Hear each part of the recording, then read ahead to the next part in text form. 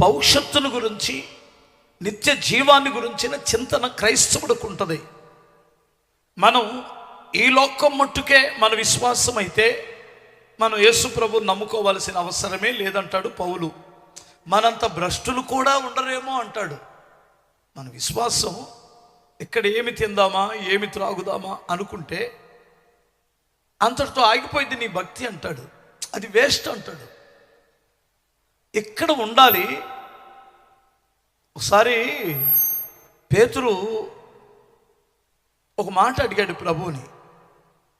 ఎందుకు అడిగాడంటే, ధనవంతుడు ఒంటె సూది బెజ్జములో దూరుట సులభమేమో కానీ ధనవంతుడు పరలోక రాజ్యములో చేరడం అసాధ్యం అన్నాడు.